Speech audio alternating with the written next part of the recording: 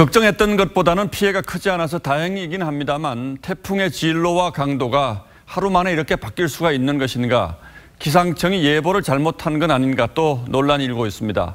강동원 기자와 함께 따져보죠. 자, 강 기자, 우선 진로 예상은 한국 기상청보다 일본 기상청이 더 정확했다. 이게 맞는 얘기입니까? 그렇습니다. 이제 태풍의 상륙 위치부터 달랐기 때문입니다. 예. 어제 오전 8시 기준의 양국 예보를 한번 살펴보겠습니다. 우리 기상청은 이 쏠릭이 충남 보령으로 상륙한 뒤에 이 내륙으로 진입해서 수도권을 관통합니다. 그 뒤에 강원도 속초 인근 해상으로 빠져나가는 것으로 예측을 했었는데요. 그렇죠. 자, 이 예보 때문에 휴교도 하고 오늘 출근도 늦추는 회사도 많았습니다. 이 반면에 일본 기상청은 예보 초기부터 우리 수도권을 예상 경로에서 제외했었습니다. 슬릭이 전남 진도 앞바다에서 도착한 뒤에 이 방향을 북동쪽으로 꺾어서 충청도 내륙을 관통해 동해안으로 빠져나갈 것이라고 예측을 했었는데요. 실제 쏠릭은 이 어젯밤 11시쯤 목포 부근 해상을 통과해서 상륙해서 오늘 낮 12시쯤에 동해안을 통해서 빠져나갔습니다. 결국 일본 기상청의 예상과 근접한 경로를 지난 겁니다. 그런데 사실 일본 기상청 예보 역시 지난 22일 오후 6시에 쏠릭의 상륙지를 군산으로 예측하는 등 오보를 낸 적도 있었습니다. 사실 기상청은 오보 논란이 있을 때마다 이제 장비 탓을 했잖아요. 예. 몇 년 전에는 500억 원짜리 슈퍼컴퓨터를 그래서 도입하기도 했는데, 맞습니다. 그럼 일본은 우리보다 더 비싼 컴퓨터를 가지고 있습니까? 예, 사실 근데 아무리 비싼 컴퓨터를 갖고 있다 하더라도요, 이 결과는 큰 차이가 없다고 합니다. 이 우리나라와 일본 예보관들이 같은 데이터를 보기 때문인데요.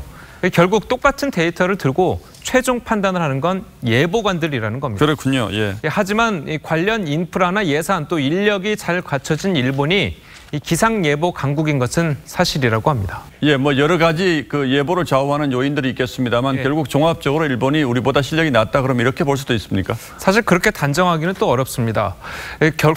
최근에 통계치를 보면요, 이 태풍이 근접할수록 우리나라 예보 정확도가 일본에 비해서 떨어지는 건 맞습니다. 하지만 96시간 이적, 즉 장기 예보에는 우리가 더 정확했습니다. 2017년 발생한 27개 태풍에 대한 한일 양국의 예보 시간별 진료 오차를 보시면요, 24시간 전부터는 일본의 예보 오차가 우리나라보다 근접한 것을 알 수 있습니다. 하지만 이 96시간 그 이전에는 한국의 오차가 더 적은 것을 알 수가 있습니다. 지금까지는 일본 기상청과 비교를 한 것이고, 어쨌든 우리 기상청의 예보에 대한 국민들의 불신이 대단히 큰 것도 사실 아닙니까? 맞습니다. 우리 기상청의 예보는 왜 이렇게 자주 틀리는 겁니까? 우리나라 지역 여건상 기상 예보를 하는데 굉장히 불리한 요건이 많다고 합니다. 예. 특히 기상 예보는 아주 작은 변수로도 결과가 매우 달라질 수가 있다고 하는데요. 한국은 국토의 70%가 산이고 인구 밀도가 높아서 고층 건물도 많습니다. 그래서 공기 흐름에 영향을 주는 변수들이 아주 많이 있다고 하는데, 또 기상 관측을 정확히 하려면 기상 자료가 많이 축적돼 있어야 합니다.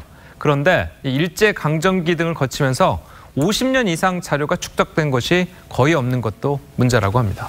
예, 뭐 그런 점도 있겠습니다만 보통 우리가 기상 예보가 맞아서 편했던 기억보다 틀려서 고생했던 기억들이 머릿속에 또 많이 남아 있으니까 맞습니다. 예보가 자주 틀린다 이렇게 생각하는 측면도 있을 수 있겠죠. 예, 강동원 기자 잘 들었습니다.